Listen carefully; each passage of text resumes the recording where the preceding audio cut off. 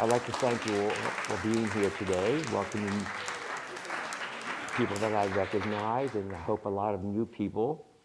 This is our first discussion of the season, the 2016 season, and the production is Rigoletto, which is always exciting for us to come back and do Rigoletto.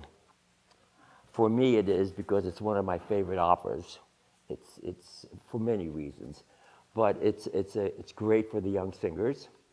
And I encourage you to ask questions about Rigoletto, about Verdi, about Piave, if you're into the librettists, and of the singers, because that's what we're all here really to urge them to expose their talents to you, the audience, and for you to especially partake with what I call the AVA experience. For me, that's extremely important. Because I always say that we perform the masters for these young, extremely talented singers. This is the way they learn, they hone their craft. Yes, it's nice to see expensive sets and $25,000 costumes, but we don't have that kind of money, not unless someone's forthcoming and would like to donate. But we're all about the process. We are not so much about the finished product. We're about the process for these young singers to learn more about the operas, but to learn about themselves so that when they do go out, they have pretty much control over what they're doing and know what they want to say. They have the technique to be able to say it. And the audience is very important to them.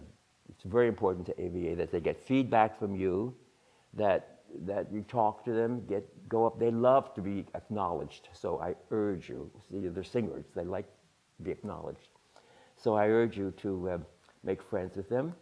It's nice to know that you saw these young artists and you heard them for the first time when they're first trying out their roles, and you know, hopefully in 10 years, 15 years, you will be going to the Royal Opera House in London, and you'll be hearing them after maybe 30 productions.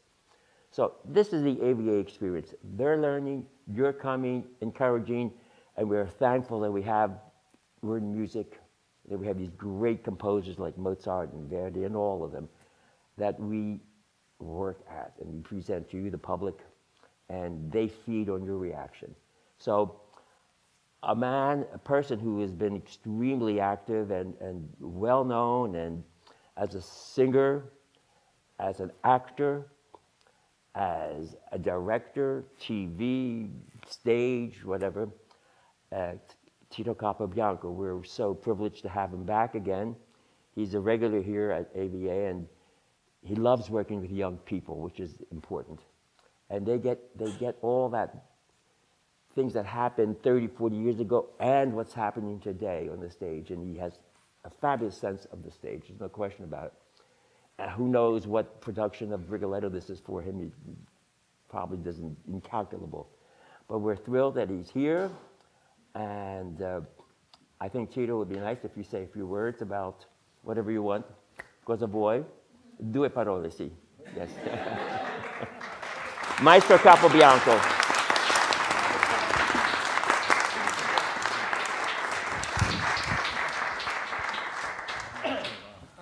Hello. How are you? Riverenza. We greet each other every time. I like this. If you'd like. I will come in and say a line from an opera. You know, like, su scendiamo, and they'll finish it out for me. Trovatore, you know, or right now we just did a Falstaff. I see him, and you know when whatever the name quickly says, reverenza, reverence. Minchino, I bow to you, to the master. Molto gentile. Prego. Hello, how are you? Because probably this is opera that I learned first, and I was so lucky in my life. Then I learned this opera with Carlo Galeffi. Then he was the competitor of Tita Ruffo in the interpretation of the role with Giuseppe Verdi. I mean, I was very lucky to assimilate from him what really supposed to be Rigoletto, what Verdi mean, and the variation that we have there, all the options that we have inside Rigoletto, because you can never repeat the same. we change with time, the time changed too, and we have to consider all that, and for all these young people, then for them it's a mystery, because you have to realize the difficulty for the young singers going to Rigoletto that was considered in 1980, 1850, 1851, the premiere of Rigoletto, the best drama of the time. That is the reason why Verdi decided to go to this subject, but was considered totally immoral by the high society, and not only immoral, but also attempting against the king. That was, took time for Verdi to convince the people. Then the opera was the proper thing to do, because also even changed the name, many names, including La Maledizione, the curse, to try to go through with the opera, and also to have the understanding of the opera. And let's start from the base there, please.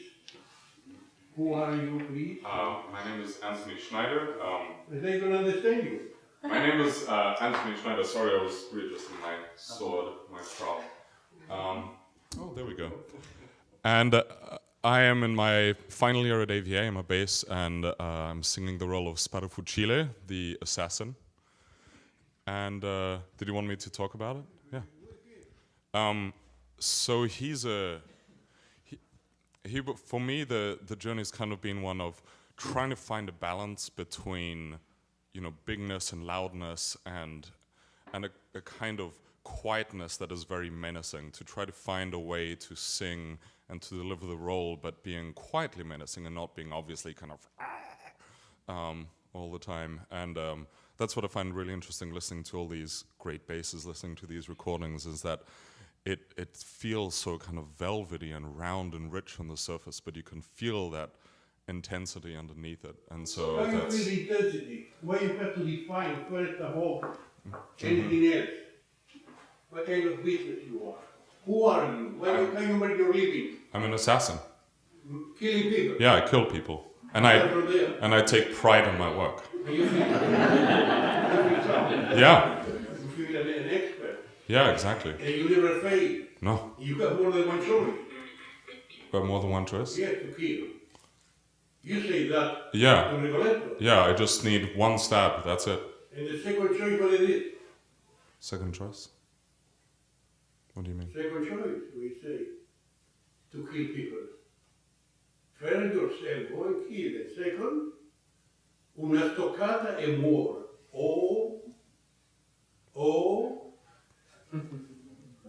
Or my Let's sister. go home. I'm not sure what you're asking Then me. go home and it will be easy. Sure. In your home is easy to kill. Oh, yeah, in my home. What he meant is that so he either does it in the city or he actually brings his victims into the home, and he attracts them through his sister, who is stunningly beautiful and can attract any man that she wants, to bring her back to their home, where they then kill him just in the quietness of their own little kind of very shabby cottage that they live in. Okay.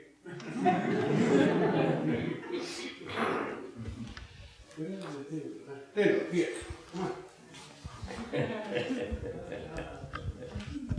How do you feel?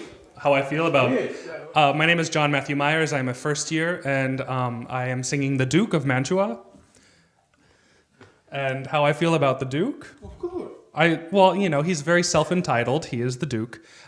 He feels like he can have any woman he wants, which he can. But he does experience something he never really has felt before, which is love, which he doesn't understand. But then he You kind of believe lets. that? I believe that's the first time he actually feels it. But then he throws it away because he's like, it doesn't matter because I can get whatever I want. You don't remember that happened to you before many times? Well, no, but not true love. Like he, That is true love. huh? You call true love. Well, for him, it's true love. Few minutes is true love. For him, yes. It only takes a moment. Okay, lucky you. Well, I mean, I'm married, so. You see, that is the mentality of the tenor. I mean, not him, I mean, the tenor. He believed in a few minutes that say a beautiful 15 years old. 15. Back then, age didn't matter. Okay. Okay, you have the answer right there, okay? Next. Not today, not today. Rigoletto, come on. We're not doing well today, are we? I'm nervous now. My name is Jared Bybee. I'm a fourth-year resident artist. You're almost done with me, just a few more months, and I'm off. I'm privileged to sing the role of Rigoletto this year with two other young baritones. And Rigoletto is, wow, I leave every day exhausted physically and mentally. It's really wonderful to explore this character. And I think, to say a few words, I think Rigoletto is plagued with trying to make a good thing better. He has a daughter, amazingly. He's deformed, and somehow he found love, and he has a daughter, and he loves his daughter so much, and he's so afraid that the environment in which he works in the palace of the Duke as his court jester, he's so afraid because he senses the evil among the courtiers that he keeps his daughter hidden away and locked away, and she can't leave. And he is so consumed with trying to keep her safe that in the end, it leads to her demise and the unraveling of Rigoletto. And tonight, Ethan is going to sing one of Rigoletto's arias, Parisiamo, which is more of a monologue, and we learn about Rigoletto and why he feels the way he does, how he feels cursed by man and by nature, that he is the way he is. And something that we've talked about a lot is the laugh of Rigoletto as the jester. When he laughs, it's the pain crying within him that he is left to this capacity to make men laugh. That's all he really can do anymore. So it's a fabulous role. It's always been my favorite opera since I saw it the very first time years ago. How bad are you, Rigoletto? How bad are you? How bad? Well, I think in his mind he's demented to the fact where he thinks he's doing something good, but ultimately becomes bad. And I go so far as to refrain yourself, don't lie. Okay, sorry. You just mentioned. I hire a man to kill somebody. Mentioned. Oh. No. What describe you? What describe you? In the Parisiamo. What is that? The lingua. We're close? Yes. Okay. He uses the knife to kill the assassin Sparafucile, and I use my tongue, my words. Why are the people just scared to death of you? Yes. Because I can be really nasty. Yeah. That is the main thing you can explain. That is you. It is. All yes. the rest who care, that is you. Parisiamo. Okay? You always explain to dig in, and it's in each opera, but they must find out that line they describe themselves. In this case, it's Parisiamo. Pugnale, la lingua, and that describes him. From there on, he have the role in his pocket. You can get that. Yes. Is true or not? Yes, absolutely. Thank you. Thank you. All right, who's next?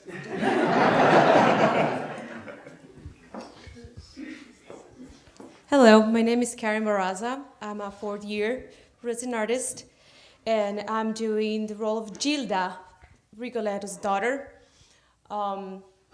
Gilda, she's a very innocent and new to the world girl, and this is because she was raised in a convent because her mother died when she was born, and obviously her father doesn't feel capable of raising a girl since he knows he's not a good person, not good enough to raise her. So she never actually met her mother, and this is the first time that she has any connection with her father. So she's really curious about everything. She wants to know about her family, about his name, and she madly falls in love with the first guy that comes to her at church, because that's all she knew. That's everything. That's just the information she had from her father or any other family. So she falls in love with the Duke, and as the opera goes on, you realize that she's not just innocent and pure, but is also very smart and very brave when she decides to give her life for the man she loves. When this opera starts, you are really totally innocent? No, Why? because she already met the Duke. You are madly in love already Yes. with a person that you don't know, but you like him. Yeah. And you lie about him. Really like to know that. I did. Okay. Thank you. Yeah, how are you doing?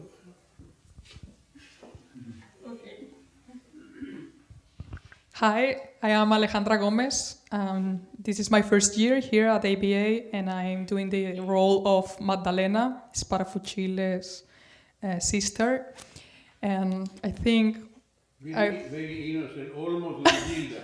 yes, she thinks she's really decent, you know. So I will say that she likes to play with men, and she's doing like these crimes and helping his brother all the time, but she's actually really in love of the Duke as well, and she thinks like he's a god or he's like You really something love, really special. there is something very touchy. You are really in love with the Duke? I feel, yeah, like I feel like he's a really handsome man, and Are you really in love with the Duke? yeah, because I want to save him. I will do whatever I can and whatever is in my hands to How save many his loves life. like that you have before? Well, I think this is like the biggest one or the first one, like the most important for me. And this is the most important. Yeah. I feel I like to play with other men, but this is like special for me. This is different. For the reason you hear. Yeah.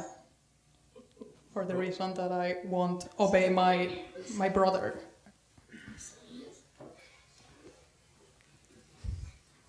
Don't get offended if I say that you are a prostitute. I won't. True? Yes, it's true.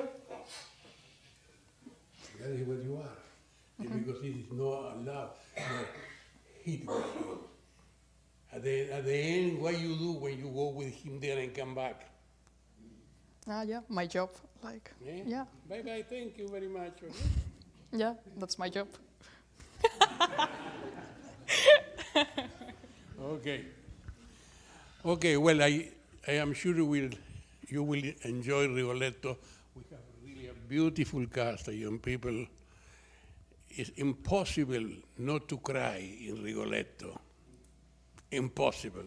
I want to talk to you at the end of the opera after the maestro finished and he put there all his emotional thing. You are not with the handkerchief here getting out. I wish that for you. Okay? Thank you for coming. Enjoy it. No, just so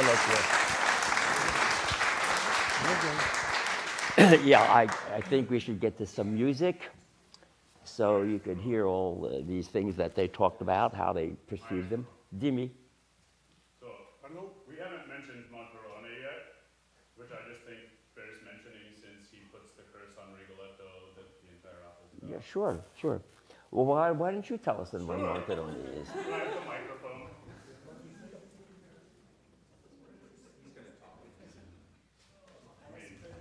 Sure. I can graciously jump out there. Hi, y'all. I'm Nathan Milholland. I'm a third-year bass baritone. I'm splitting the role of Sparafucile with Anthony, but on behalf of an indisposed colleague, I'll be singing a bit of Monterone tonight. Monterone is a count, technically under the Duke's control, but is a bit rebellious. And he is, after mounting a rebellion, he gets embarrassed by having the Duke take advantage of his daughter. And he returns to the Duke's castle in the first scene to demand repentance, and when he doesn't get it, he puts a curse on Rigoletto and the Duke and the entire court. And Rigoletto, being a deeply superstitious man, takes it to heart. And so for the entirety of the show, there's sort of the duality of whether the curse is actually causing Rigoletto's circumstance or his being convinced of the curse is causing his circumstance. And in the end, he does blame Gilda's fate on the curse that Monterone put on him. Maestro, anything to add?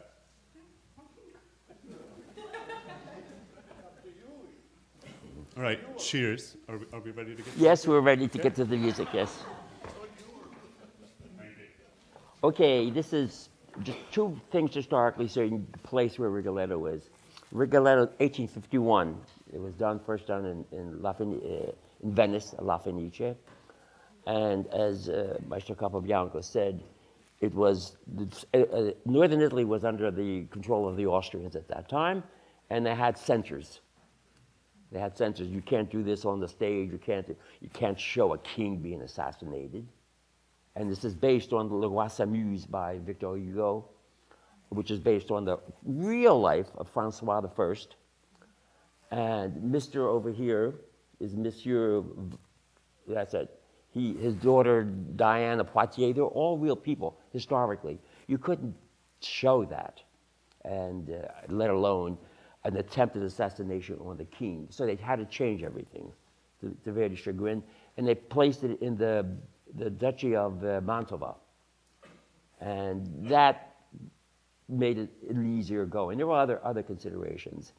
But the first scene is the Duke's palace, or where he resides. He's holding a party, and you see the kinds of things going on that somebody that's debauched like the Duke, rarely left to call him a libertine. I mean, he just did what he wanted to do. So it's that kind of a party. Interestingly enough, musically, there are no females in the chorus. There's no female chorus in this opera. It's all men. But the opera is essentially a big part of it about women. But there are no women in the opera, in the chorus at least. But here in the opening scene, we see some debauchery. Depends how the director sees it and stages it. And the Duke is looking over and saying, "Oh, I like her. I don't like her. Oh, look at that one over here." He has his vista of all these beautiful women, and they just talk about which women they like. And that provokes the famous aria Questo Quella, this one or that one. Women are all the same to me. Where have we heard that recently? Right?